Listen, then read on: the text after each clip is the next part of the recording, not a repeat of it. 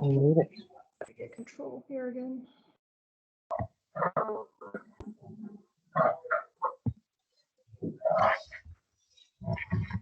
I need you to mute your mic before we can start this meeting, please. Can you put your thumb on that? Put your thumb on that, please. Scott? We're trying.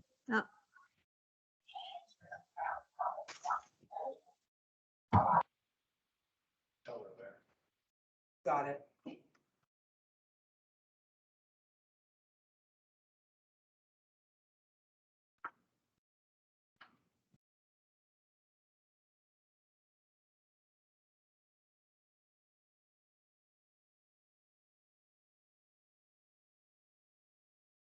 There might be a couple of people still joining, but 6:30, so it's. Good to go. 6:30. And we are recording. Before I start, can everybody hear me or I call to order? Communications is working all around the world tonight. I'll just check in. It's Doug Malenke here, the mayor. Can you hear me, Deputy Mayor Chair Shaver? Yes, we can, Doug. Great, thank you. Okay, we'll call the meeting to order. As far as opening remarks, as you can see, Mayor Malenke's in Germany for a couple of weeks. So he'll be with us virtually. And the other point I had was I want to thank the councilors for going to the groundbreaking ceremony in Prescott about a week and a half ago for the Elena Chartrand Arena. So that was good. I know Councilor Bowman had a medical appointment in Kingston. Of course, the mayor was in Germany, but we had a good compliment there showing Augusta Township. So thank you very much for that. I think they appreciate that a lot. So. All right, moving on to approval agenda. So, is there everybody had a chance to look at the agenda for tonight? Does anybody got any additions or anything you want to change? See anything? Okay, I'll put the question forward. So moved by Councilor Henry and seconded by Councilor Bowman. Be resolved that the agenda for August 9th, 2021 be adopted. All in favor? Thank you.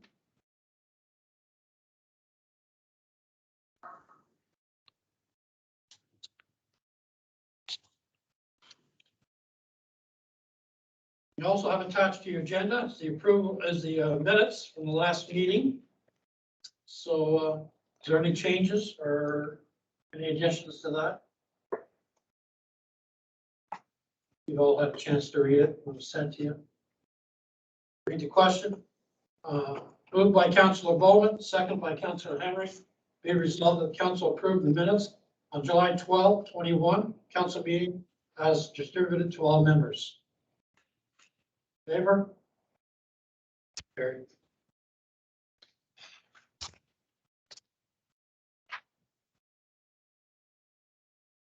This time I'll ask if anybody has any member has disclosure of pecuniary interest or general nature of thereof of anything that we're going to be discussing tonight. Shaking heads, no. Item F, any business arising from minutes?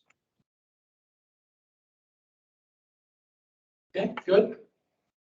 Next, we'll move on to delegations and presentations.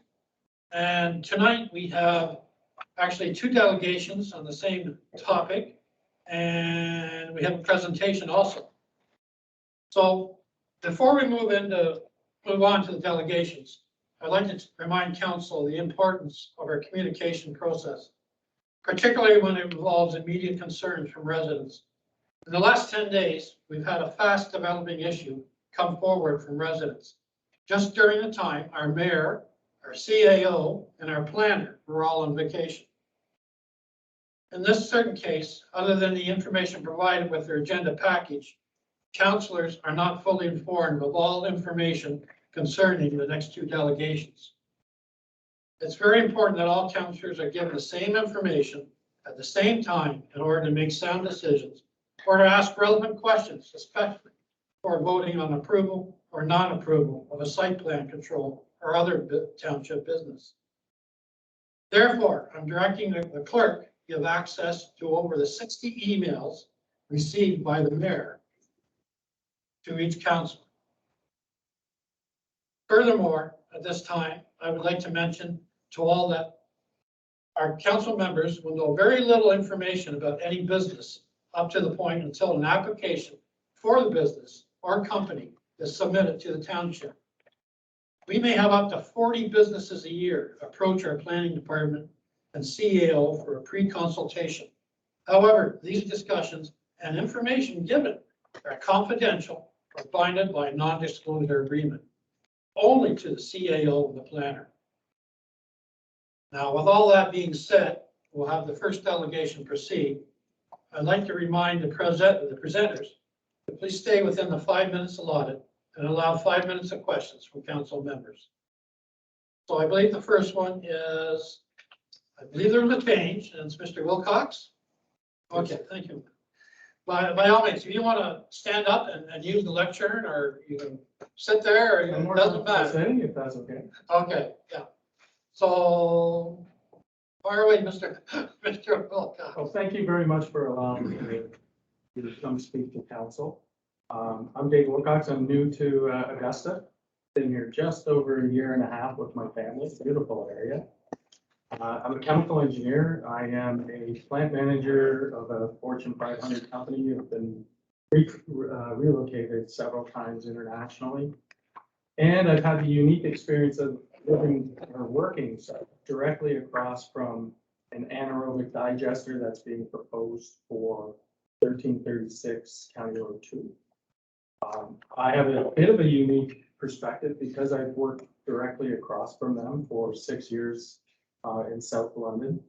I can tell you that the residents of South London are still fighting with odor issues and concerns surrounding the bio-waste plant. Every bio-waste plant will tell you that they will not generate odors, that they will be a low nuisance, et cetera, to the community. I urge you to please research, do your own due diligence, go through, and I would urge you to reach out to the London Council to discuss with them what their experiences are. We had numerous town council meetings with residents, angry residents, because of the odors and the odor issues in London, primarily because of lack of ability to enjoy their property throughout the year. I don't know if the council has had much opportunity to review what the proposal is, but I urge you to learn a little bit of what they're proposing. These bio-waste plants aren't as innocuous as they sound. I'm not going to get into the operation, etc. I won't bore the snot out of you or take your time with that. I more wanted to talk to you about what to expect or what I've seen. And if you do some research, you'll see it also in Georgian Bluffs, Berwick, Chrysler, and also Grimsby saw the exact same thing. All of their residents were told that they were to expect no nuisance, no odors, etc., only to find years of aggravation, frustration, and loss of property value, etc., and loss of enjoyment of their property. And I just fail to understand why we would allow that, especially when you have a crown jewel of the St. Lawrence River that we boast and we try to promote for recreation and outdoor and encourage people to go outdoors. That is your primary tax burden. The people that live along that river, and they're going to be the ones impacted the most. Obviously, I'm one of them. I just moved into the area. I will tell you that the biomass isn't what you would expect. It's not a nuisance odor. It's not a foul odor. It is an absolute gag odor. So I'll try to frame it for you. Some of the biomass that they purposefully source are dairy and rotting foods and food byproducts. Also meat byproducts, animal renderings. They're used primarily because the odor you smell is the value. they want that odor. Obviously, they want to capture it. That's the energy that they use to either make power or re-inject into natural gas. The problem is you can't control those odors 100%. And a 600 metric ton a day bio facility is 3 times what the London plant was. And the London plant is still battling with those odors. They were fined several times for their odor issues. The odors aren't just from the plant, so when you're told everything's enclosed, etc. It's also, if you can picture animal renderings, meat, byproducts, etc., all getting shipped there in trucks and trucks delivering these products. They leak, they smell. Whenever you have a power blip or a power outage, you're going to have venting and releases as well. So I urge you to please reach out to some of these communities and ask what they're seeing and what they've lived through. I also urge you to take a look at maybe some of the misleading information that might be presented or might have been brought forward to promote this proposal. As far as my perspective, I purchased this home with the knowledge that obviously there's industry in the area. I would look at bio waste and biomass not as an industrial facility. I'm surprised that we would even consider a waste facility because that's essentially what it is. A waste byproduct to be within 100 meters or so of the St. Lawrence River and the residents along the St. Lawrence River. What you're going to see and what you've probably seen, and Mr. Shaver's already addressed it, is numerous residents along that area. We just found out within the last 2 weeks, 3 weeks, that this was a proposal and this was the intent.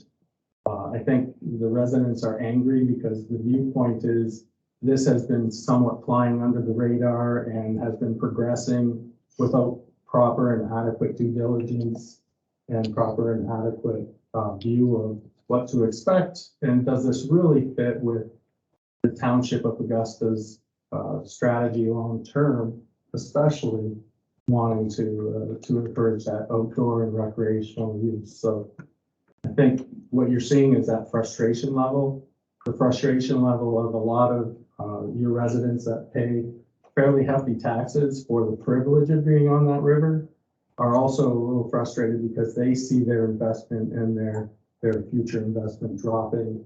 And that's not a question. That will absolutely happen. I'm convinced of it.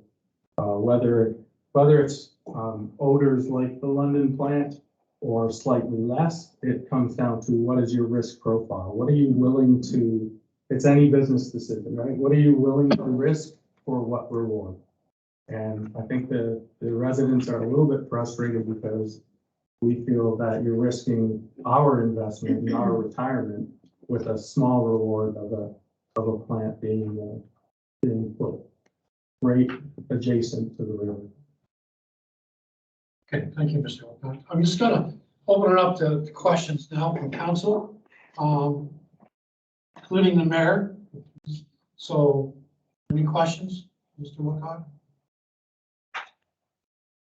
Okay, your mayor, I see a hand. I take it it's him. Yeah, yeah, I wanted just to see if any of the members of council had any questions. And as you pointed out, with this, what I'll call fast developing issue that has come up at the start of the efforts by Mr. Duncan to bring along his letter to residents with regard to his projects, that this is what caused the sudden desire to communicate with us. And with the preparation of a summary, we'll bring up all councillors to that speed. I guess my only question, and I believe it's Mr. Wilcox, do I have that right? Yes, sir. I tend to be terrible with names. I guess I would put the same thing I did to Mr. Shackles when I spoke with him at the early time of our emails, and that is, I think the township is very lucky to be having people of your knowledge and your abilities and your experiences in plant operations, etc., to be able to consult with or discuss in our doing our due diligence, as you have said. And I'll simply repeat to what I have said to Mr. Shackles, and that is that I will certainly ensure that the township does all of its due diligence, looks into the kinds of issues that you and others have raised, and that includes visiting sites or at least speaking with our counterparts. Anyway, I won't go into the long list. We're limited on time in terms of delegation, but we will, I'm committed to do our due diligence before a motion is put before council to approve anything. So I'm seeking if I can continue our communication with you. Absolutely. I would welcome that. Thank you. Okay, any other counselor? I can kind of tell because you're waiting for those 60 emails to get caught up on reading. So we'll get them together for you. So, and like I said at the beginning, this is normal. Council, until it's brought forward to the township by an application, council members don't really get involved until then. So. All right, thank you very much, Mr. Wilcox. You're welcome to stay, by the way, for the next one. If I could, one Yes. more thing, just to impress upon you what those odors are. If we've all left our houses and accidentally forgot meat or something in the trash or something in the fridge that sat. This isn't off odors that are nuisance. It's those odors that when you open that trash and you're literally dead. That's the odor you're talking about. So just to frame it, because I think sometimes you think, well, it's a nuisance odor. It's like living near a food production plant or something. It's nothing. Just to try to. I wrote gay right down, underlined it. So. Okay, our next delegation is Mr. Nemo. I take Stuart Nemo. Sir, are you on board there and you ready or? I am. You can hear me? Yep, yep. Actually, on your agenda, you have Bob Shackles first. No. Okay. I'm Mr. just going to Shackles, you said you were, you said that Mr. Wilcox was doing the presentation. And that I would speak from home. So that was the deal, Mr. Shaver, that I would speak from home. Dave would speak to council and chambers. I would speak from home. All right, that's not usually how we operate. That might be true, but that was the deal that I had with Annette. All right, so a little bit of miscommunication there. This procedural bylaws only let us do two delegations per meeting, but if you keep it short, I'll let you in here, okay? Thank you. So should I go ahead? Yes, just keep in mind what I said before, you know, with council. Okay, look, my name is Bob Shackles. I live at 1347 County Road 2. I'm the retired site manager from DuPont Canada, Inc. I've spent 35 years in process safety management, safety and occ health, leadership positions, technical positions. I've constructed plants, built plants, maintained plants, started them up. I know what that takes. I know the competency level required from an entire organization to do that safely and to design it and build it safely. That's who I am. Key directives for me have always been fail safe, trust but verify. I feel like I've come out of retirement because I have to check what's going on with Mr. Duncan and CH4 Biogas and any other party that we are slowly learning who's part of this. And so far, what I've seen is just really just an inadequacy of verification. I saw a site plan today, a traffic plan today. The traffic study that was undertaken for Leeds County, Bill Guy, identified the property as 1332. it identified the property or the road as having bicycle lanes. It identified Blue Church Road as having a 401 interchange. It failed to even show residential communities south of the highway. It only identified residential communities in Maitland. When I checked on permitting, Mr. Duncan failed to get a permit from the Ministry of the Environment to undertake brownfield work on that site. The Ministry of Labor went to the site last week to actually check on that and gave him 30 days to actually conform or else. Today, the Electrical Safety Authority was on site looking at primary power isolation.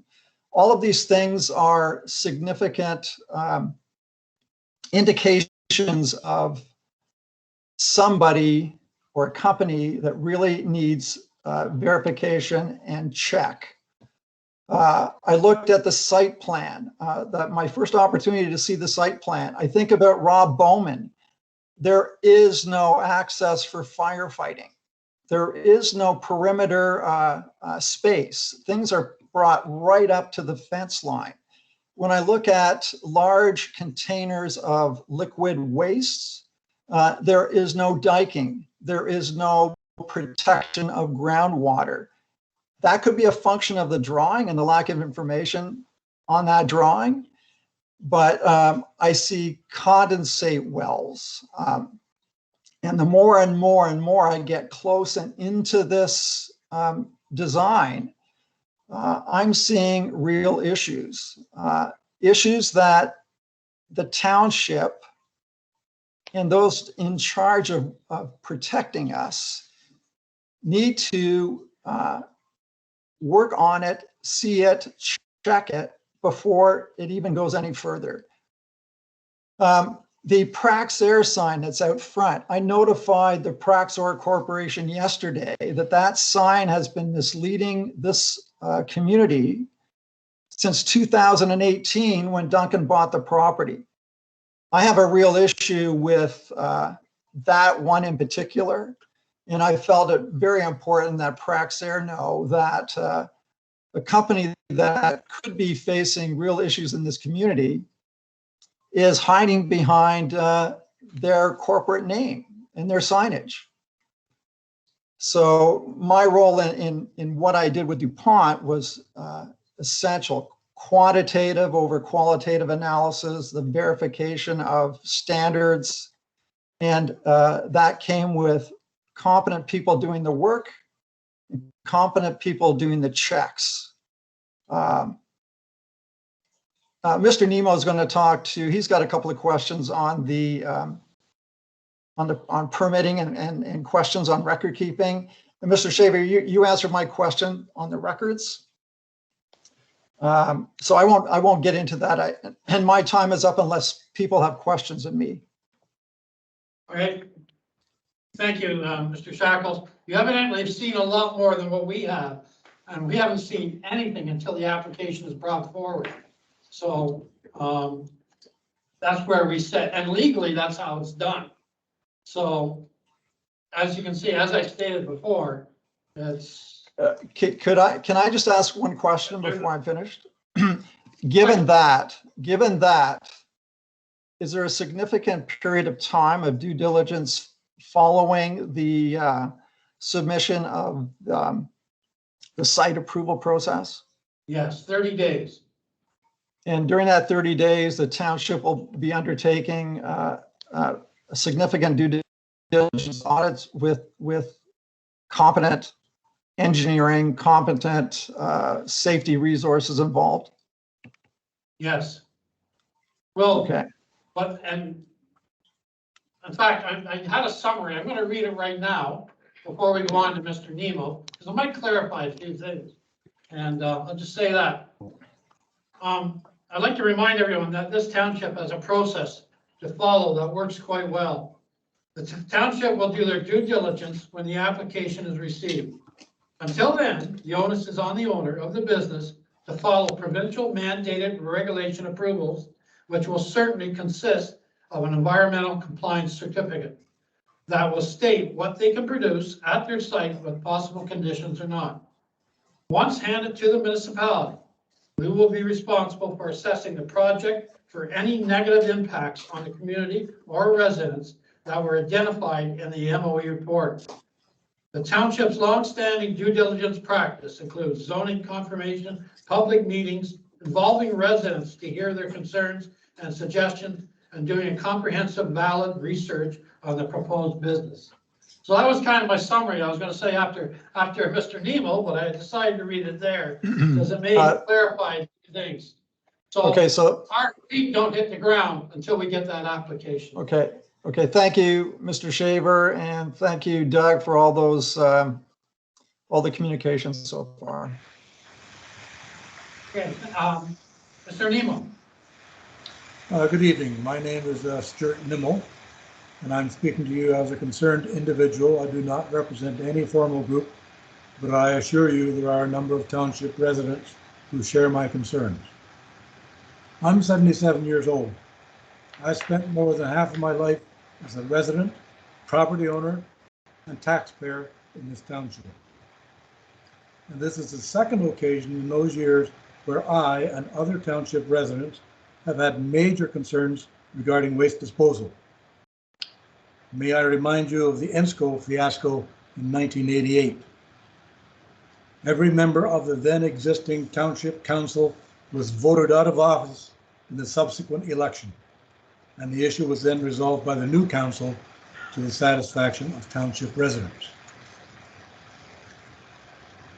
Mr. Donald Duncan, owner of H&D Properties Limited, has made application to the Environmental Permissions Branch of the Ontario Ministry of the Environment, Conservation and Parks, and I quote directly from the ministry website, quote, for a new environmental compliance approval waste disposal site for H&D Properties Limited for an anaerobic digester facility located at 1336 County Road 2, Township of Augusta, end quote.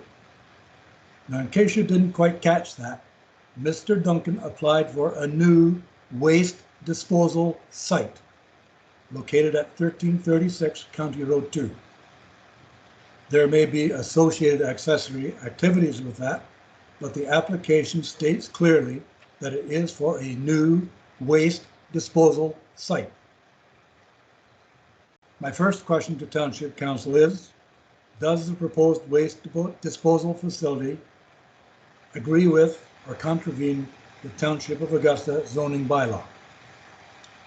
Now, the Township zoning bylaw number 2965, Schedule G, shows quite clearly that the property at 1136 County Road 2 is zoned Industrial Park, MP. Sections 712.1, 713.1 of the bylaw list the permitted uses in Industrial M and Industrial Park MP zones. Neither one of these sections lists a waste disposal or an anaerobic digester facility as a permitted use. Section 715.1 lists the permitted uses in a waste disposal zone, WD, one of which is a waste disposal site.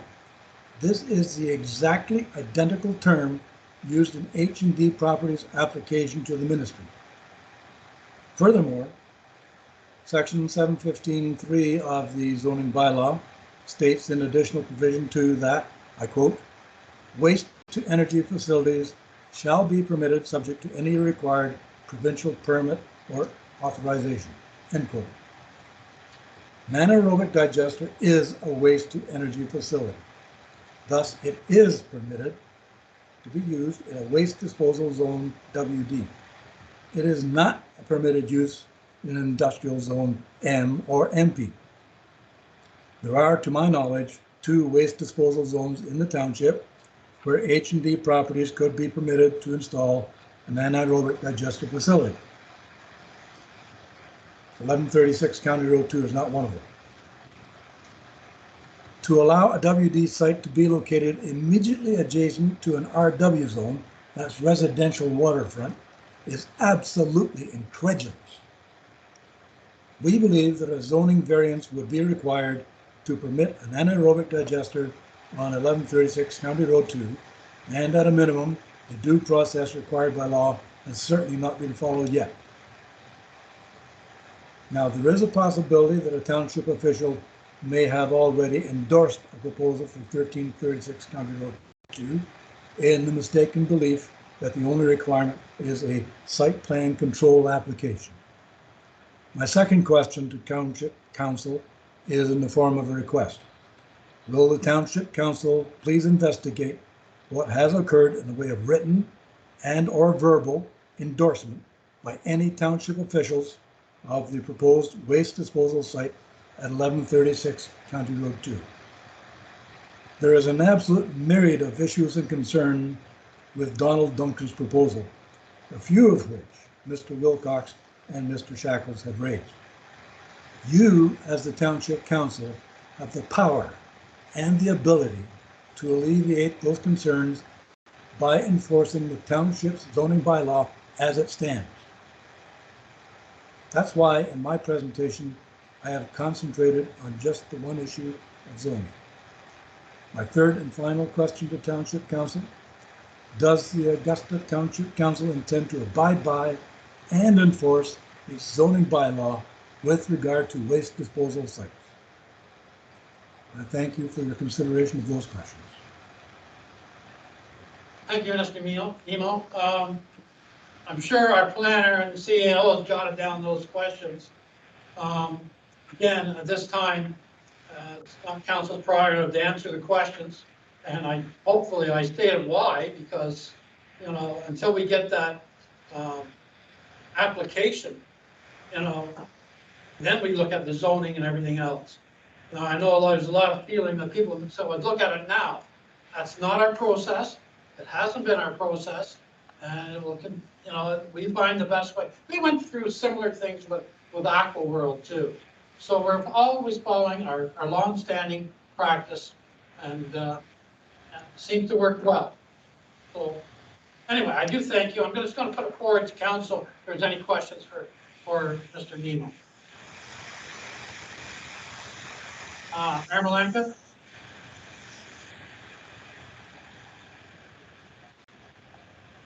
Thank you, Chair. Having a little trouble unmuting. Really not a question. I just wanted to pick up on a comment of the discussion that's just taken place. Suggestion was we wouldn't start any work until we get the application from the H&D Holdings to the township for approval of a site plan. We certainly have had lots of comments and issues being raised by residents, and we will certainly be looking into those immediately. We're not going to wait just until we get the application. I've had a discussion with the CAO along with other members of staff and our deputy, and we have agreed that despite my being out of the area or out of the country, in fact, that we will carry on regular communications as to the progress that we're going to make in terms kind of an action plan and what we're achieving. So essentially, some of the inquiry starts right away. Mr. Nemo, with regard to the zoning, that's already been identified through Bob Shackles, that there's a disagreement potentially with the zoning and how it's to be interpreted. That is another thing with due diligence that has to be done. It has to be done on application, and it has to be done when you have all the facts. Again, I can only repeat my assurance that we're not going to be not attentive to all of the issues that are here. And as you see, as a mayor, I'm keen to make certain that we're knowledgeable on all things we're looking at.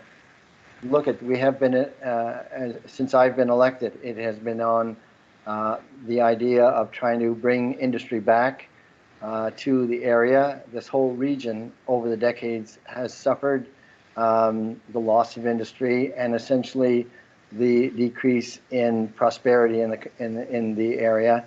But it's not development at any cost. It's not everything. I'm looking for innovative and very progressive companies.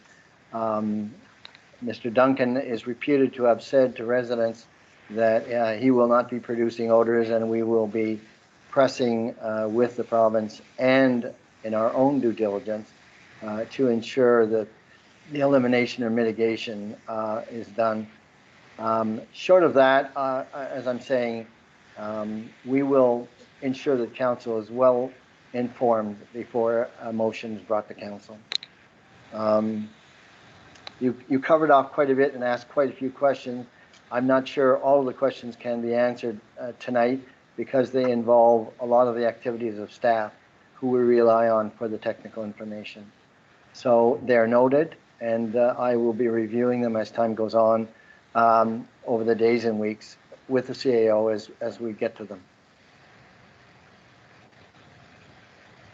Okay. Thank you. Okay, any other questions for Mr. Nemo from council? If not, I want to thank Mr. Wilcox, Mr. Shackles, and Mr. Nemo, all three of us for your conversation and bringing this forward. Like I said, it's been a hectic last 10 days with the mayor, CAO, and the planner all out of the office.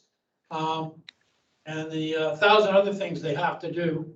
So, but moving forward, let's say you put up the red flag, okay? So you've got everybody's attention.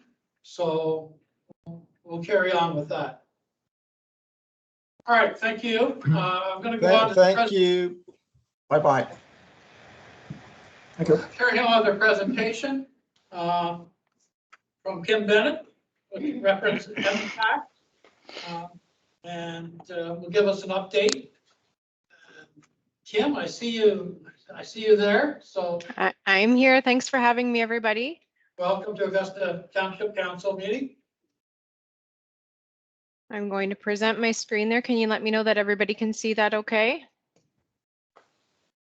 Yes. Perfect. So I've been invited today to present to Township Council a second quarterly update on things that MPAC is doing right now and the work that we've undertaken so far in 2021. So my name is Kim Bennett. I am the account manager in the Municipal and Stakeholder Relations Department, and I manage the Brockville portfolio. So I manage the Lanark, Leeds, and Grenville municipalities.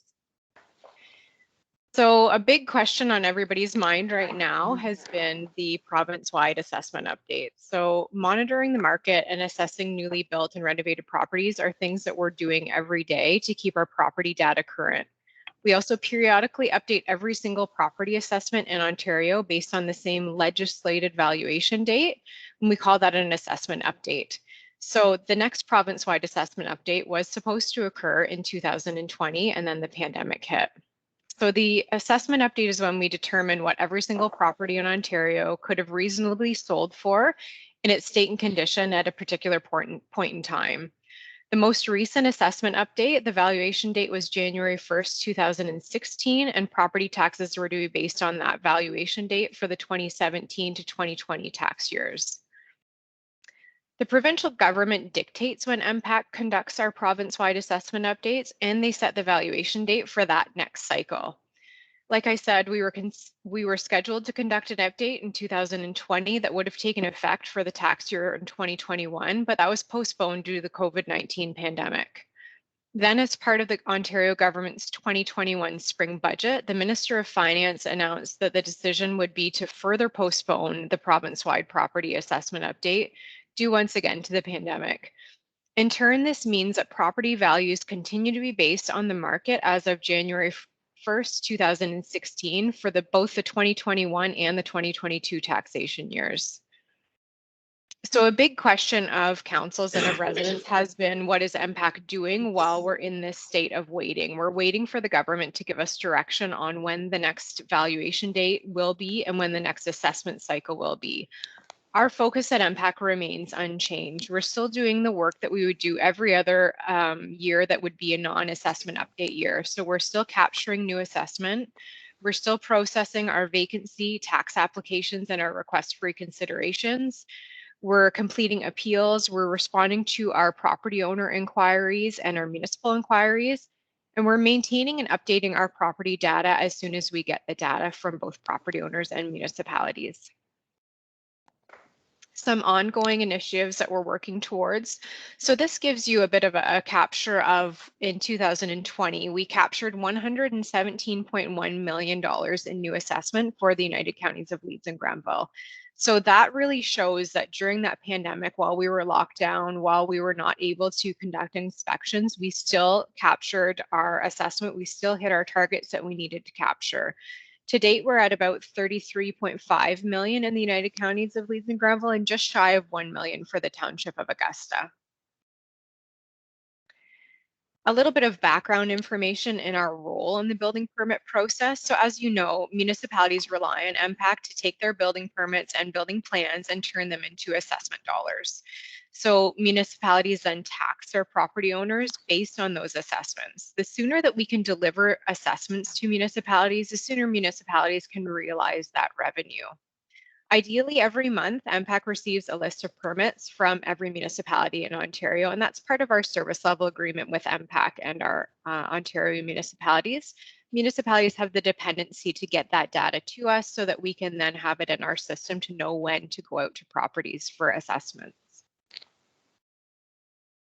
Like I said, due to the many lockdowns that we've occurred over the past year and a half, going on 2 years here, it's really resulted in the lower than normal figures that I presented just a moment ago. So being at this stage of the game halfway through the year and being just shy of $1 million for your township is certainly less than we would typically have. So in response to that challenge, we've canvassed our municipalities to determine who, if anybody, could deliver and provide copies of approved building plans and outstanding building permits so that we could work from that data to capture assessment.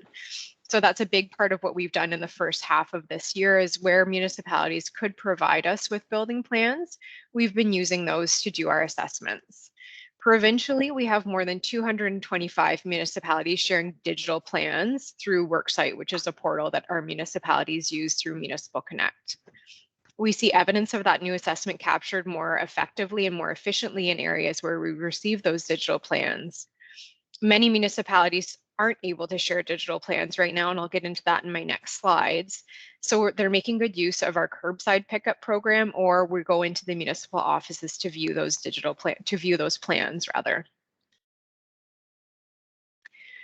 So like I said, how we have very few municipalities in our area that actually have digital building plans. So one of our initiatives that we've been taking over during the course of the pandemic is a Digitization Initiative.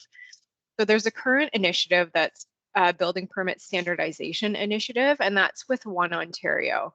So it's an e-permitting pilot that's proposed collaboration between MPAC, AMO, so the Association of Municipalities Ontario, and AMO's Business Services GLASS.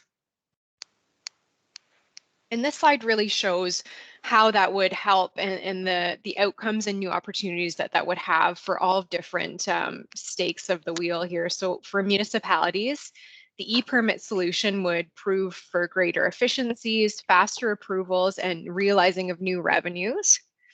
The e-permit vendors that we work with, it would be more standardization and data integration. For MPAC, it speeds up municipal revenue. It gives us access to more data and, again, makes us greater efficient because we have more data and we're able to seek that when we're in times like this that are unprecedented, that we're not able to be out in the field inspecting.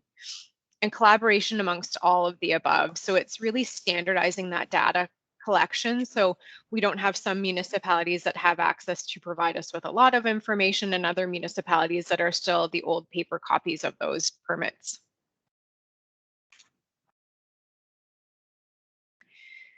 Our exterior property inspections did resume. So we are once again out in the community conducting exterior property inspections and collecting that information that supports our work to keep Ontario's property inventory updated, including assessments of new construction, addition, and renovations.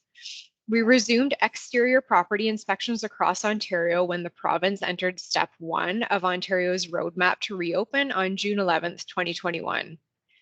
Currently, we're not conducting interior inspections, but that's expected to come later in August. Property data is always changing, and it's our job to keep that information up to date and accurate. Property inspections are one of the big ways that we regularly collect property data to ensure accurate assessments and providing us with the opportunity to validate the data that we have that can't be collected through other means. To enhance communication and assist with timely updating of property data, we did start another new initiative on June 18th, which was providing residential property owners with one of two letters in certain areas of the province.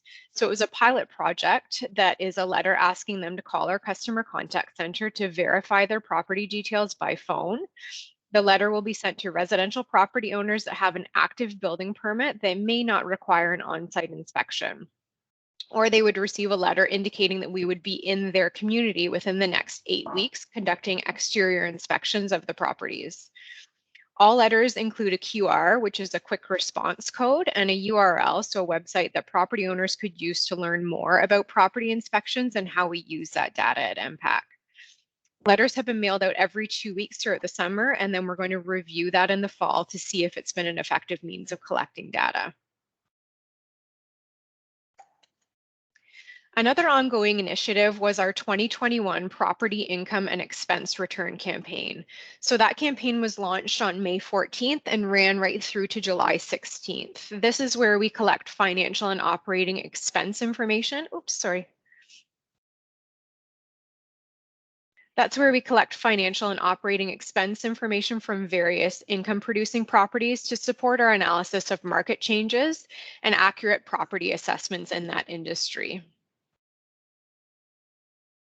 Another campaign that we've undertaken is responding to requests for reconsiderations that cite COVID-19 as a reason for the valuation of their property being incorrect.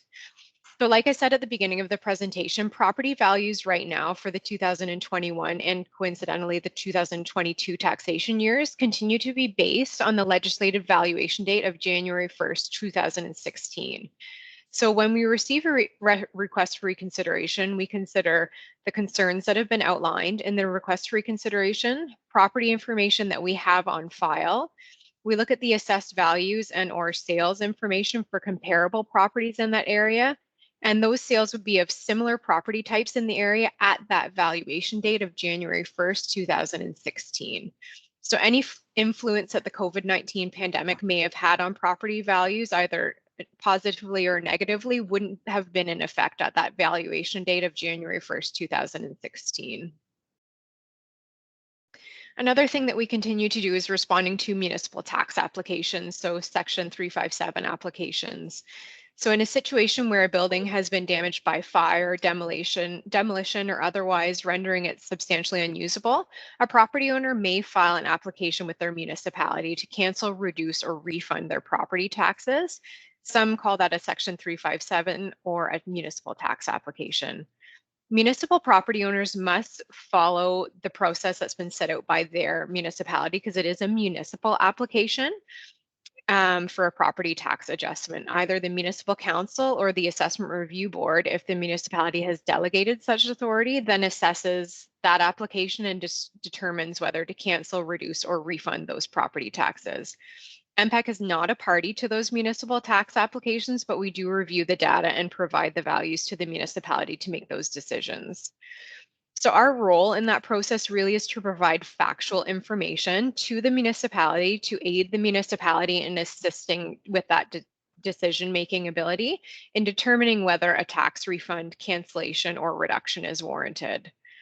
So we are also seeing in some municipalities tax applications citing COVID-19 as a reason for refund or reduction in taxes.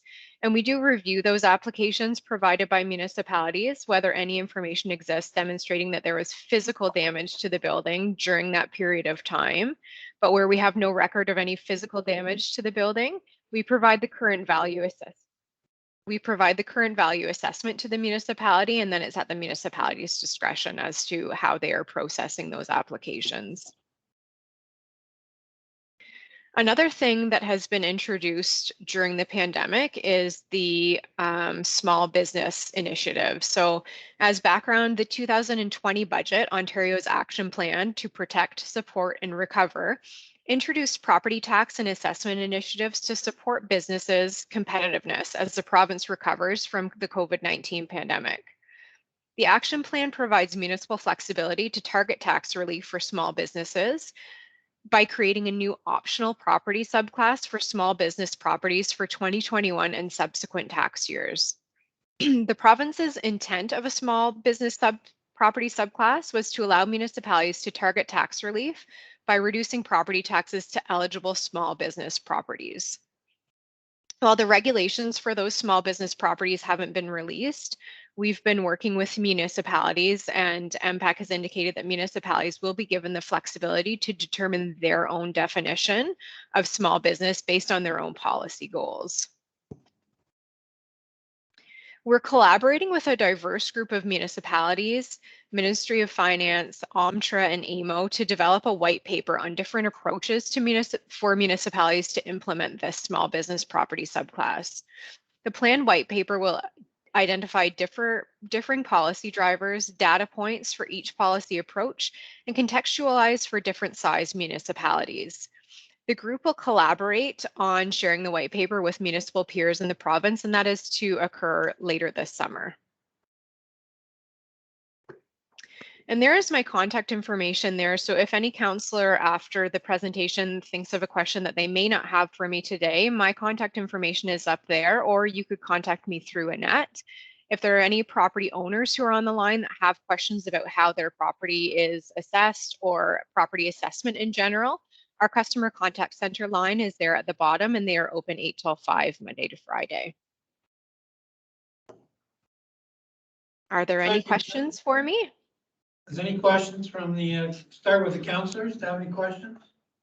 If not, I'll ask our, Done. oh, sorry. Forgive me, Mayor. I see your hand, okay. Not a problem. A question that occurred to me as you were giving your presentation is that we are seeing the phenomena of a lot of work at home. And we are, as an area, anxious to bring business into the area, encouraging people who can work remotely from their larger companies to come to our area and to work. If I missed it, I apologize. What is the current thinking from MPAC of considering this setup of operation being a business? For example, if you're setting up a consulting business, then you can have an arrangement where you're taxing out part of your home and that you're using for your business. I'm not sure we've got that sophisticated with the work at home, which almost came in as a COVID emergency necessity, but now we see may become a lasting arrangement. So just any insight that you can give me in terms of the MPAC approach to working at home and what that might mean for taxes? Sure, tax yeah. classification. So, Mr. Mayor, working at home hasn't been something that's been discussed pointedly from a taxation perspective or a tax class perspective. But the way that a business working out of a home would typically work would that there would be a small portion of commercial assessment applied to that business, but that has a whole host of regulations around it that need to be met before that is assessed. So there would need to be signage. So it would have to be kind of a commercial entity. It wouldn't be just you or I. Like we've been working from home since March of 2020. So it wouldn't be something like that. It would be if you're running your own business out of your home, that's when we start looking at, adding on those small commercial assessments, and it would just be to the space that you're working within. But there hasn't been a discussion raised to date on those folks that are now working from home and working remotely. Yes, if I could just have a follow-up. The part that interests me most are people that have been given permissions by their company to work remotely, and we can think of many Toronto firms where people with that opportunity might well want to use it and may not consider themselves as a business. It's really just a different work location. So I look forward to what MPAC may be doing in consideration of that, and I would suggest we should be doing something, we as organizations, to face that, because I think that's going to be a question that's going to be posed to us. Certainly, yes. I'll bring that back, and I'll bring that back to you through Annette once I get a response from that. Okay, good. I'm just going to ask quickly the CAO and treasurer, have any quick questions? No? Well, I do have one, and that has to do with the fact that MPAC is still using the 2016 date for property valuation. When I look at this municipality, it would probably not be that far of a reach to suggest that most properties are worth, on a market standpoint, double. I don't think we want to go them too far, what they were in 2016. The amount of shock that's going to come to taxpayers when it comes time to get that tax bill will be something that, yes, it's nice that the municipality will have the opportunity to get more taxes. That's not what we're going to hear. And I'm just wondering if there's any advice that MPAC can give us with regards to how to address those concerns, because they will be loud and consistent, I can assure you, the moment those new tax or those new property values are provided to them. And this is a statement that we hear quite often, and it's an increase in assessment doesn't necessarily equate to an increase in your property taxes. So the way that it works is the municipality sets their operating budget, and then you would look at your operating budget in conjunction with the assessment base that MPAC has provided to you to set your tax rates. So we do have a link that I can send you on kind of how that works, but it all kind of depends too on what the government is looking at with that next assessment cycle. So we know that right now, our assessment cycles are typically 4 years, and that's the current legislation. But we don't know what the government will do with this next assessment update because we've been delayed so long. We don't know whether they'll shorten that phase-in period or extend that phase-in period. So I expect once we hear that information and get that date from the government, we'll have some more guidance to give our municipalities on how we can look at phasing that stuff in and how those values are going to be adjusted. But we certainly sympathize, and we're all property owners in the area as well. So the folks that work out of our Brockville office, we all live and work in the community. So we're all very well aware of the jumps and the values that we're seeing in our area. And a lot of that could be very much due to what Mr. Mayor is saying. We've got a lot of folks coming down to our area from out of town, but it doesn't always equate to the assessment increases don't always equate to a similar jump in your taxes. So if you're seeing your assessment double, that doesn't mean that your taxes will double. It all depends on what the municipality is setting their tax rate at based on what their assessment base is. Yeah, we're quite aware of that process, and I just want to make very clear to council that that's really your only way of making any kind of adjustment to keep people's taxes, what they call reasonable, is by changing our tax rates. Yeah, and we will be offering to speak to council as well once we have that valuation date and once we've looked at our values and our data, so that we can present that information to council to let you guys know the shifts that we're seeing and the trends that we're seeing in the different tax classes as well. Good. Any other questions? Well, very informative. Thank you, Ken. Thank you. For taking the time to join us. Well, it's something we've all kind of missed over the last 2 or 3 years because of COVID, but it's time to get back on the page. And thank you very much for giving us an update. Yeah, thank you for having me. Okay, bye-bye.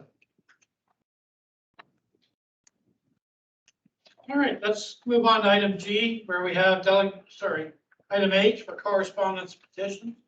And the first one is the Leeds of Grenville Atlantic District Health Unit. And we all got a summary on that. Maybe Mayor Malanka can give us an update if you want to say any few words about that. Thank you, Chair. No, I was absent of that meeting, that last chair. It was chaired by the Vice Chair. I saw the summary that's provided in our package, and I think it's complete. So barring any question from members of council that I can take back to the health unit, I think I'll just let the report stand. Again, despite the fact of being out of the country, I have brought my computers and paraphernalia so that I'm able to remain in constant communication with all of my responsibilities, including board chair of the health unit. Okay, thank you. Any councillor have any comments or anything?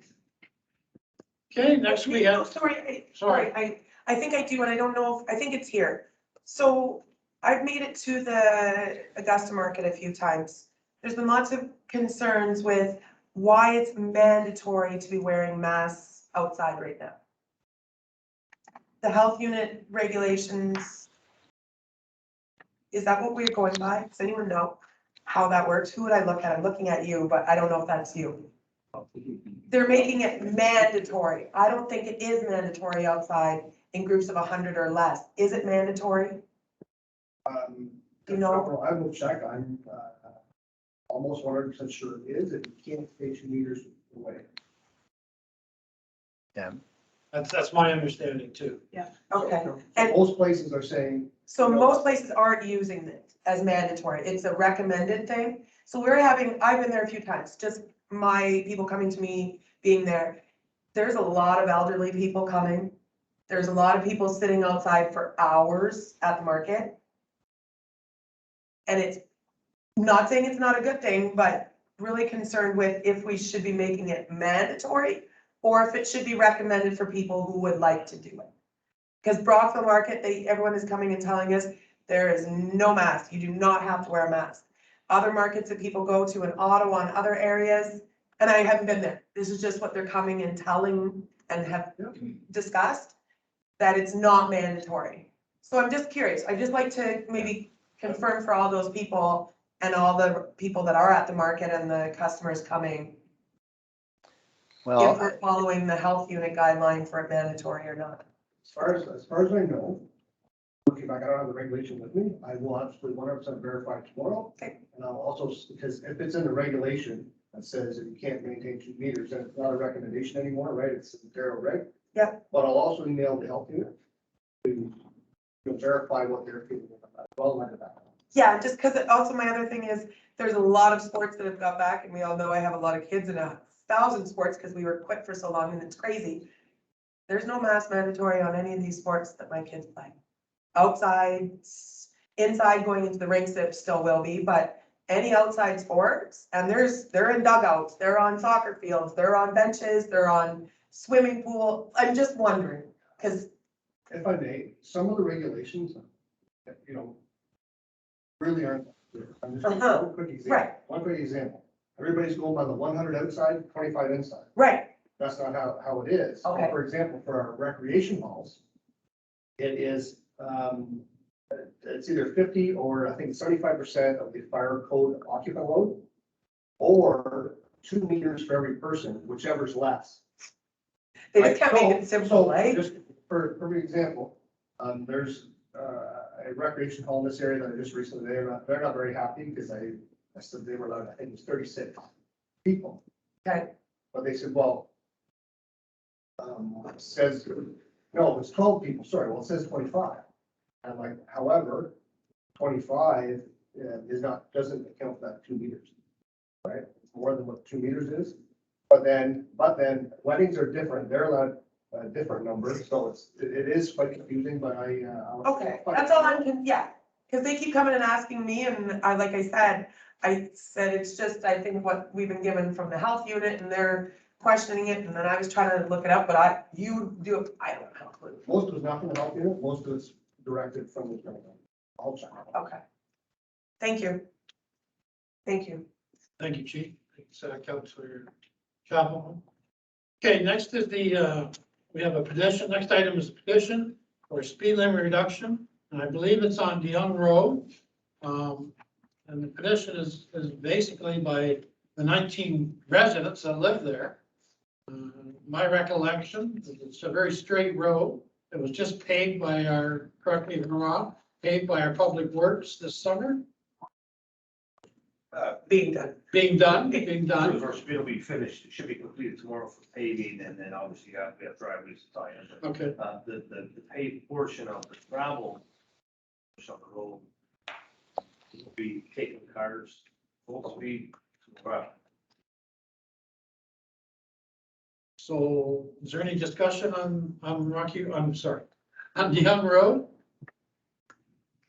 The reason I mentioned Rocky Road just a second ago, because we did something similar on Rocky Road where I think it was 23 residents all the residents signed the petition. And we got the same case here. And normally our process is we go back to Public Works, they kind of do a study but I remember last time we gave the approval around here and said, let's do it. And the next meeting, pass a bylaw so that it can be, the speed limit can be enforced. So I think if everybody's, the councillors are happy doing it that way, and we put a bylaw for next meeting, pass the bylaw next meeting, does anybody see a problem with that? We'll, I can only tell you what the county does, in terms of a process. They do direct it back to the public works staff, who works in tandem with the OPP to determine whether or not the request is justified. And to confirm whether there is a safety issue that we're talking about, whether it's real or perceived. So I don't know whether that could be done by the next council meeting. It probably could be done by then. So you have that to review before you discuss. I'm just saying, we kind of set a precedent on Rocky Road where we did it once already. Not to say it's right or wrong, but that's why I looked to our Public Works. If they want to go through the process, we'll go through the process. Either way, the bylaw will have to come next meeting anyway. It's gonna have to follow that review. Correct. Sorry, Mayor Malanka, do you have a comment? First of all, I'm looking at the document. It's the Young Road between Algonquin and the 6th. Why are we discussing what the county policy is? If that's a municipal road, then that's our own to deal with. More to the point, I was curious in that it's coming as a petition versus a motion, and I think fair enough that staff should be given time to look at it, provide us as members of council with any comment that they wish by way of recommendation for or against. I certainly would be prepared if the motion had been ready today, and even tempted to make a motion, but I think I'm just going to respect the fact that the system works better when staff gets a chance to look at it and bring it back. I would ask them to bring it back as quickly as they can.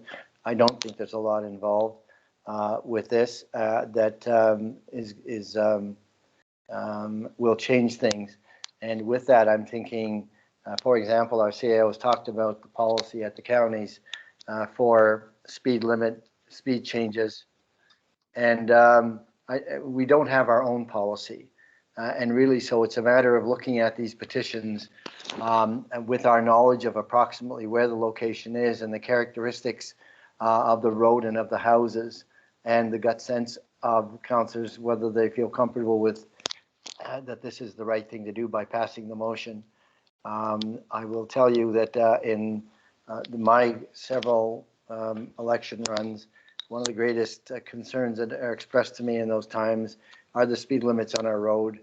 And they're exacerbated a little bit by the what I call the 15% allowance that the OPP uses in its enforcement. Essentially on just using the 401 as example, posted speed is 100 and the speed that is tolerated is closer to 119. And on our roads, something posted at 80, it's it's not unheard to be seeing speeds up at 90. So I'm happy for it to come back, but I'm already willing to support it. Thank you, Chair. I think we're all on the same page, but again, we'll throw back to the CAO and the Public Works Manager, and then next meeting possibly come forward with a motion. So that is there. And if I remember correctly, the last couple of meetings ago, we had a North Campbell Road too, and I haven't seen anything done on that yet. So I know there was it was a letter given to council as it came through, but I don't know if we addressed that. Yeah, go ahead. Deputy Worship tonight. Deputy Mayor, so I really encourage council to bring it back to staff, because sometimes there might be some other information that's not brought forward, or some other parameters that can be brought forward to council for one, and to help educate the decision and either be a proponent of the delegation or otherwise. No, understood. We talked about processes for the last hour, so we'll follow it. And I can assure you, my CAO has encouraged me to start looking at these policies, draft something up specifically for 2022, and let's get under the policy regiment that we go by, we adopt, and we accept. Deputy Mayor North Campbell, we're still collecting data. That's what I asked, yeah. Yeah, so I hope next council meeting I can bring a report back to that delegation that was brought forward as well. Okay, good. Yeah, because I think that was about 4 weeks ago. We only have 1 month, Deputy Mayor. I know, but I'm just looking at the time period on that. All right, any other comments on, before I read the question here? All right. Read the motion, moved by Councilor Henry, seconded by Councilor Bowman, be resolved, the council accept the Legion Granville Atlantic District Health Unit Board of Health meeting summary and the speed limit reduction request petition for information. All in favor? Carried.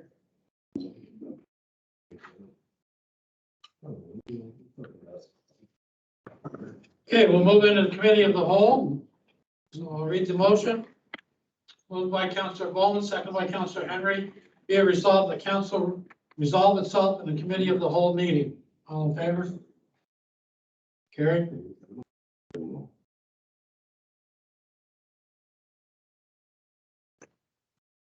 We're not going to say, why are you signing carried instead of your name? But, all right, committee and staff reports. Mayor Samara, I don't know if you want to say anything about the county's council or the health unit board? I think we've covered off the health unit board, and with county's council, the last meeting was essentially the ratification, I call it the ratification session, in which motions considered at committee of the whole are reviewed and passed if they're still acceptable to council. I have really nothing to bring to council in terms of matters I'd want to bring to their attention. Okay, thank you. Recreation, Councilor Bowman. Through your worship, I have a few updates here. North Augusta had a meeting last week, which is the first that they've had since COVID started. So basically they're talking about doing minor things for Labor Day. They're talking a parade, bouncy castle, face painting, ball tournament, small ball tournament. They're gonna have a hamburger stand, coloring contest, and possibly 50-50. Very low key. They're not inviting other fire departments or other bands or anything like that for the parade. It's going to be kept very local at this point. A couple of other things. Play in the park is going very well, especially in Maitland and North Augusta. They're having bigger numbers. Bylock and Maynard is not, but there's still kids are coming out. Saturday, August 14th from 12 to 3, they're doing a touch a truck at the Merc Hall. On Wednesday, August 25th, from 10 to 12:30, they're doing a safe cycle at the Merc Hall. Their Maitland Recreation Survey is going very well. And yeah, so everything's going as planned with that. Farmers Market has been moved from Maitland back out to North Augusta. And the summer students, Kate and Leanne, are doing a great job, and that's an update from the guys. Thank you. Any questions for the recreation for Councilor Bowman? One more from the market again.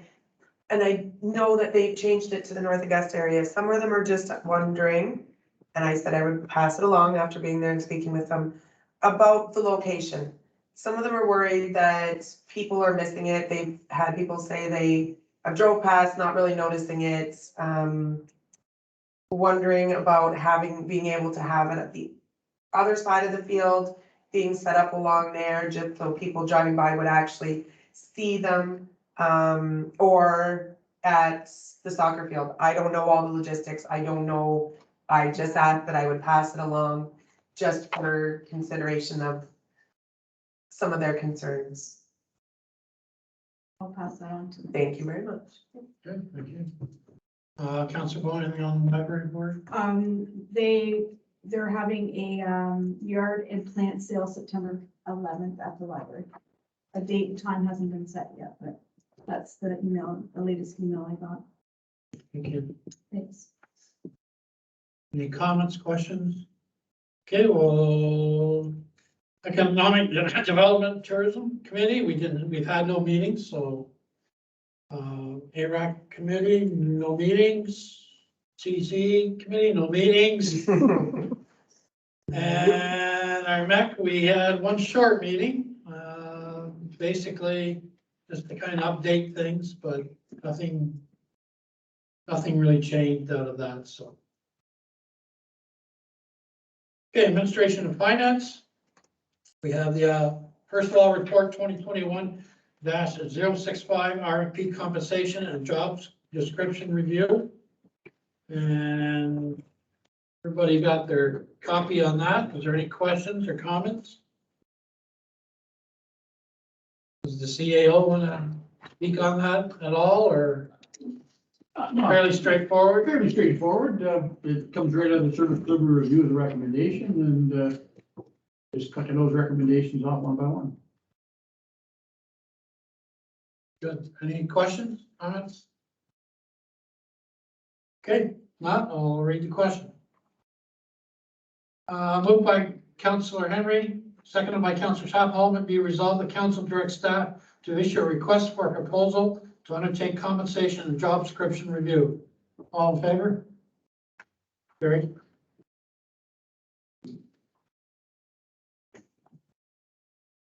Okay, next was report 2021-066. It's the ICIP transfer payment agreement, and maybe if the clerk can give us a couple of words on that. Sure. It's just, it's more or less housekeeping. We applied for a grant. We received the grant. It was almost a given grant, but we still had to go through the motions, and they finally just sent the agreement, and the grant was to go towards the public works renovations at the garage. That's what we applied for, and we did receive it. Now this is just sending the province the transfer payment agreement that will follow all their rules, and that agreement is available if you want to see it, but it's about 70 pages long, so I didn't include it in here. I read It was good. Details. Okay, thank you. Any questions or comments to the clerk? Clerk did a great job.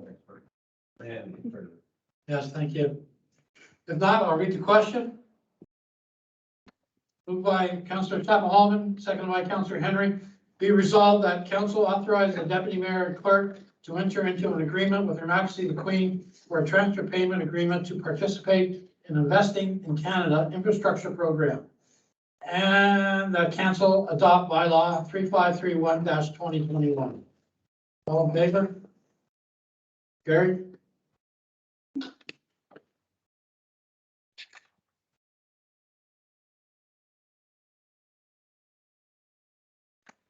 Okay, next is the accounts payable section, report 2021-069. Was there any questions, reference, any expenditures on that?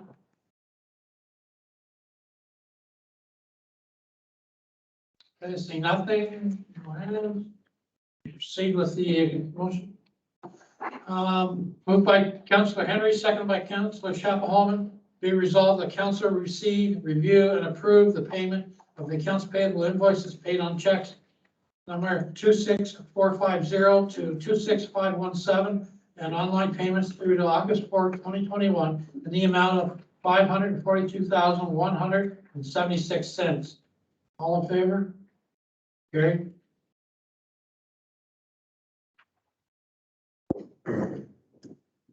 Operations, report 2021-070, Public Works Activity Report. Do you want to speak on that at all, Mr. Thig? I would, Deputy Mayor, please. Report for the council, I don't have much more to add except as progress happens with our capital projects. The young roads getting paved this week are heaviest pavement should be done, which is basically the driving surface of your road. The construction crews will be back in doing driveways and corners and whatnot in the next near future. With that, hopefully being wrapped up by maybe 2 weeks in August from here. Councilor Bowman, you alluded to Township Truck Public Works is bringing, I think 5 or 6 vehicles down with 5 or 6 men coming in at their own time on a Saturday. I think it's imperative, if you do see them in your village down there, to obviously, appreciate that. Just a commendable once we have a public works. Just a little higher fire.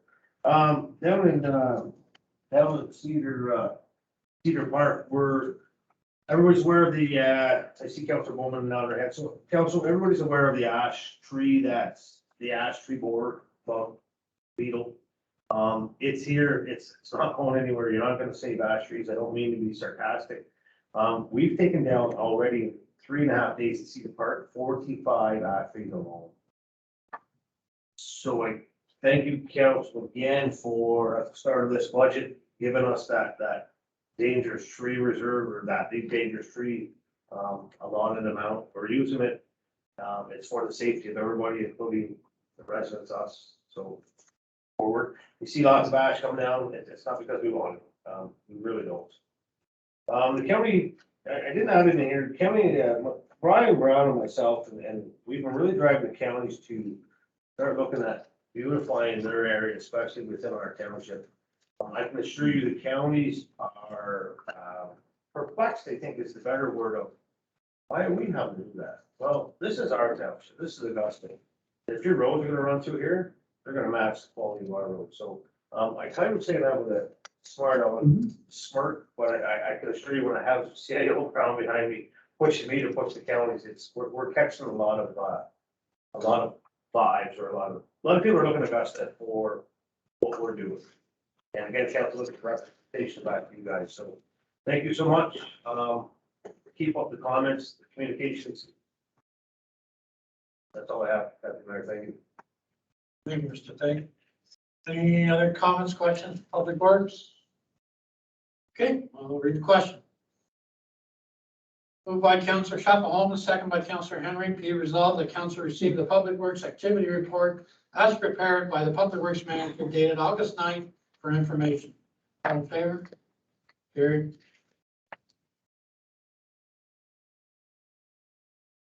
Next is Planning and Building Services and report 2021-067. And it's the activity report.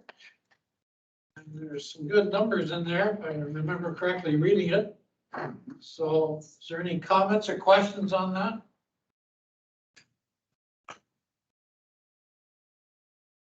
She left, she's not here, so, but I think it's almost double what it was last year. Not far off.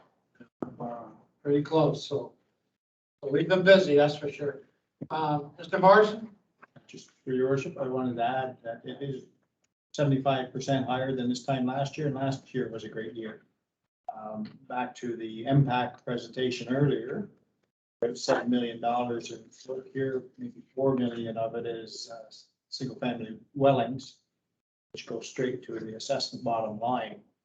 We always doubt whether the decks and pools have any impact on the market value assessment, but we'll bring a report back on what we call real growth versus the assessment. We know we're not going to get our assessment growth 22, but there's 5 million or more coming from these new builds, and then others from all the sale activity that's going on in the municipality.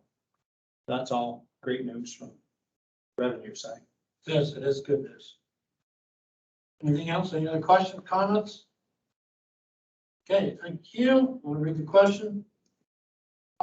Moved by Councillor Bowman, seconded by Councillor Chapel, and be resolved that council receive the building department activity report for May, June, July 2021 for information. All in favor? Carried.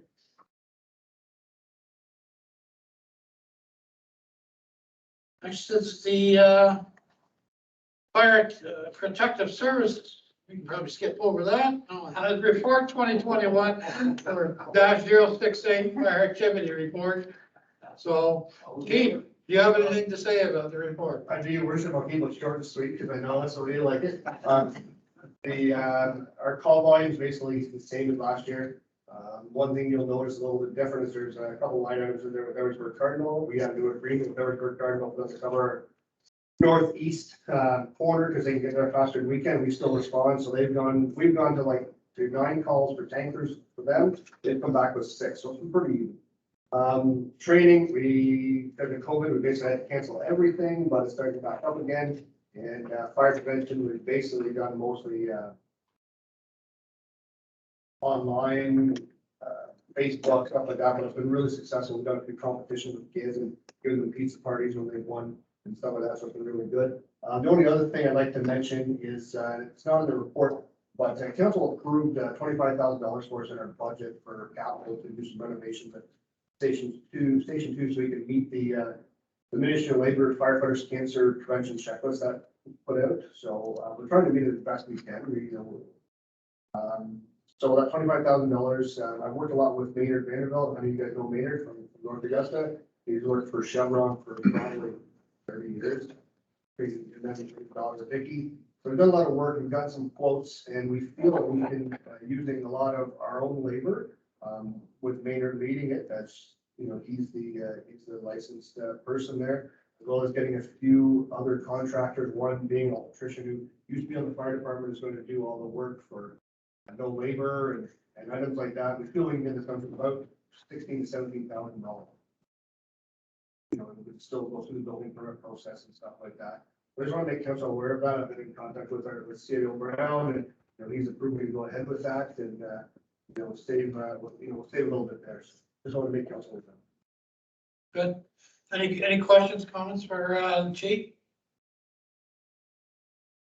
Okay, see nothing. I'll read the motion. Moved by Councillor Chapel, second by Councillor Bowman. Be resolved to accept the Fire Rescue's quarterly report attached for information. All in favor?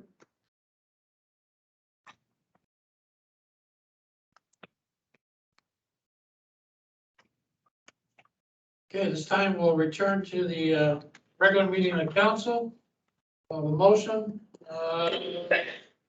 moved by Councillor Bowman, second by Councillor Chapel. Be resolved, the council moved to a regular meeting of council. All in favor? Gary?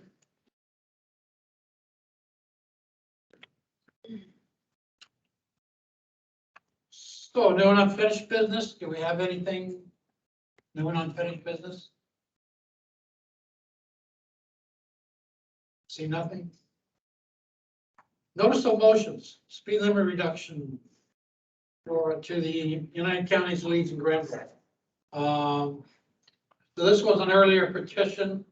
I think from last meeting we discussed it, and I think we left it with, if I remember correctly, the CAO was going to look at the process, but basically it's more of a recommendation from this council to counties because it is a county road.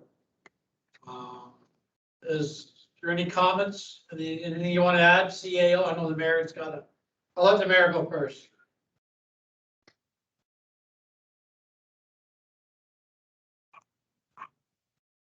Have to get unmuted. I'll leave it up to you whether the COI go first, because I want to speak to the motion. Did you want to add anything, Mr. Brown, before I speak to the motion? Sure. I contacted counties and spoke to them at length. They don't have a process per se. They have a practice, but it's an inconsistent practice. And the practice is, in essence, that either people make the request directly to the counties or to the local lower tier municipalities, who in turn recommend to the counties to consider it. It then goes to their public works staff, and they gather further data and do evaluation, make a recommendation on the county council.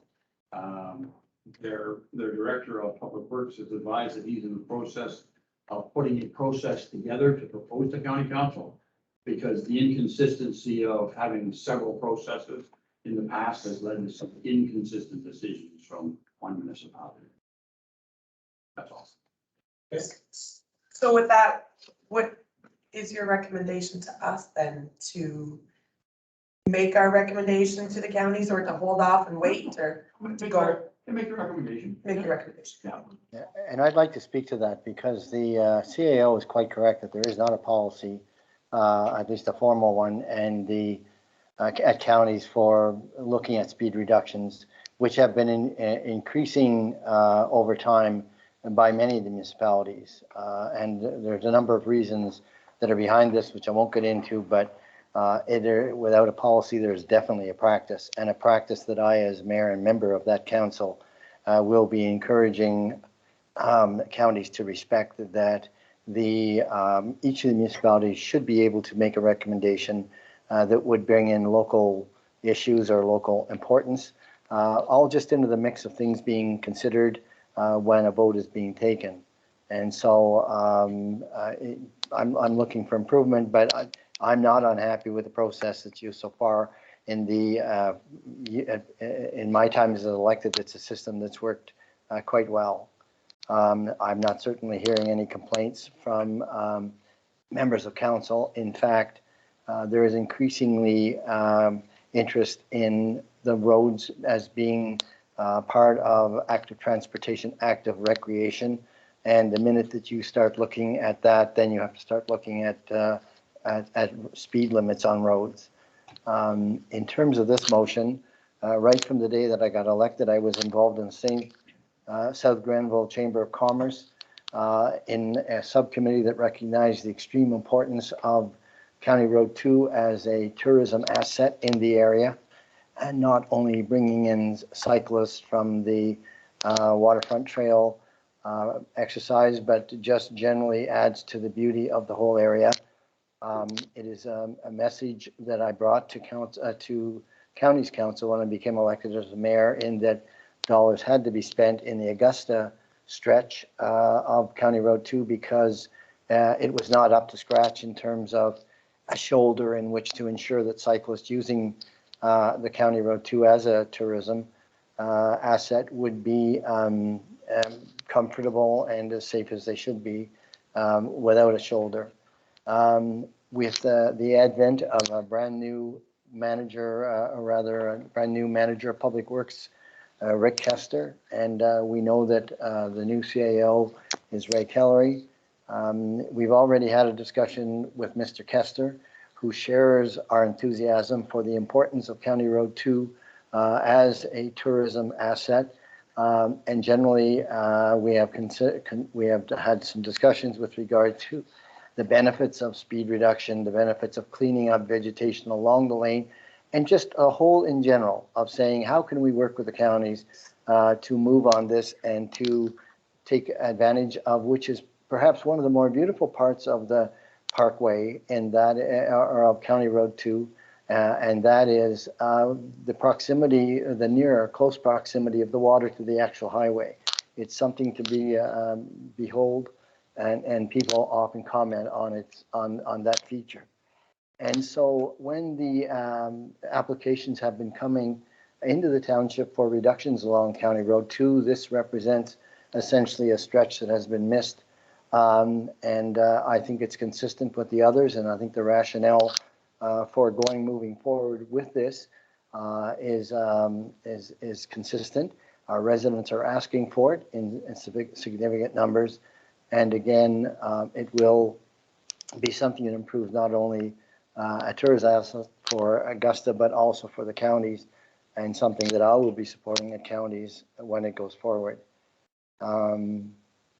Just check my notes, see if I've missed anything. Yeah, I just, motion is coming through the section of or the part of our agenda, which is called Notice of Motions. A little unusual, but it's, I've spoken with our clerk, and a rationale was because it was a motion brought at the last council meeting.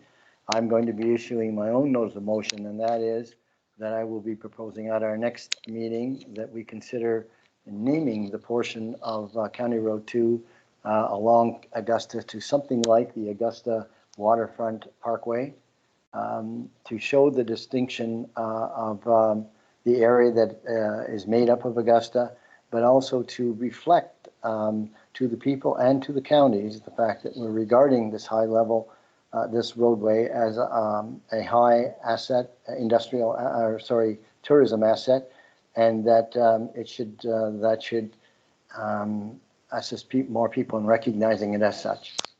So with that, I urge my fellow members of council to approve this motion. Thank you, Chair. All right, any other comments? Okay, I'll read the motion. Moved by Councillor Henry, seconded by Councillor Bowman. Be resolved that council is in favor of forwarding the petition to reduce the speed limit to 60 kilometers an hour between Blue Church and the village of Maitland to the United Counties of Leeds and Grenville for further data gathering to support the request and subsequent decision. All in favor? Carried.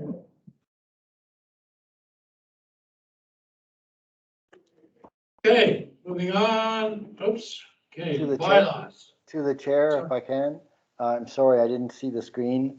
Everybody on the screen didn't call for a recorded vote, but what was the vote in terms of, was it unanimous, or were there any vote in not in favor? It was unanimous. Thank you, Chair.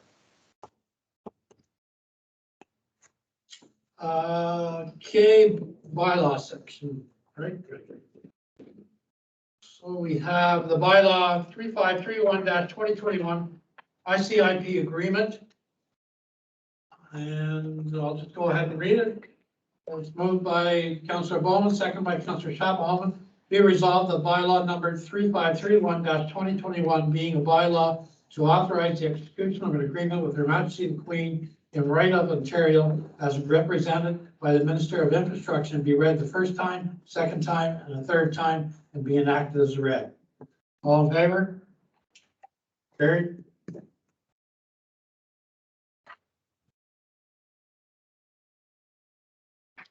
Announcements. Do we have any announcements? Anybody? Okay. Next is item P, question period for the press. Do we have, is the press on board there? Yes, I believe, Mr. Lowry or? no, it's Ron. This Ron, say Jack. Okay. Wayne's away. Yes, hi, Ron Zajac here from the Recorder and Times. Wayne is off this week. Just wanted some clarification about that first item involving the waste facility, the biogas, I guess, facility. If I heard the discussion correctly, it sounds like word of the application has reached the neighbors before it has reached Township Hall, and that's created a bit of dissonance. Or has there been any communication at all between these R&D, I believe they're called, Mr. Duncan, and Township officials? Yes, Mr. Duncan, Ron, has sent a letter to probably about 50 residents in that area, in that surrounding area, what's prescribed by the Ministry of Environment. So he hand delivered those or letters to their houses. So, and that letter stated basically what he'd be doing at that site. Okay, but the formal application for rezoning, et cetera, is still to arrive in your hands? Yes, the township has not received any application yet. Okay. I heard mention early on of some email chain correspondence that some councillors weren't privy to and others were, and I was hoping I could be CC'd on that so I can sort of get more details on that. I don't think that's normally not our practice. Those are emails. So we'll check with my CAO. If you want to give them a call in the morning, that'd be fine. Yeah. That's Brian Brown, sorry. The mayor has his hand. Oh, sorry, you were. No, I appreciate it. I'm just interjecting. Ron indicated during the meeting was that our planner is going to do a summary of the emails, kind of in a spreadsheet. And I'm wondering if that at this point in time would be acceptable to you as opposed to getting the whole chain of emails. I'm not trying to discourage it, but you can appreciate that there is repetition in the number. So just to say to you that we're putting together a summary, And if that will meet your needs, that's something that we can send to you. Yeah, I think that would work. That would work fine. Appreciate it. I can't give you the time frame, but I'm That's all right. certain our CAO will do that. Okay, thanks very much. That's all for now. Thank you. Okay, thank you, Ron. Okay, any question period from the public? Do we have any public on board?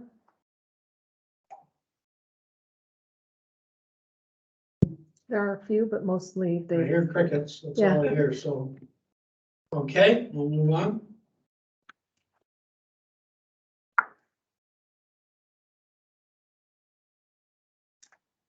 So there's no closed session, so we'll right to bylaw to confirm proceedings of council.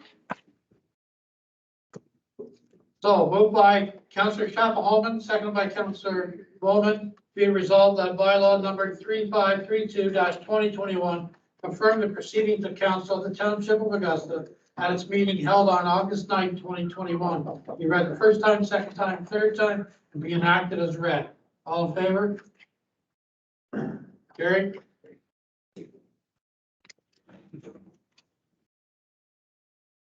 And finally, adjournment.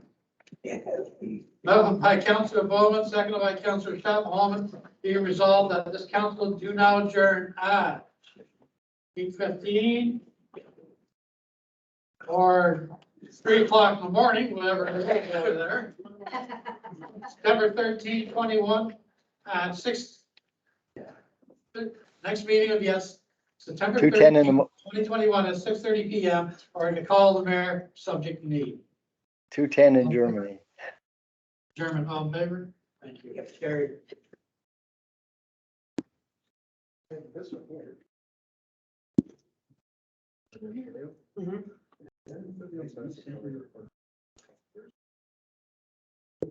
Thank you, everybody.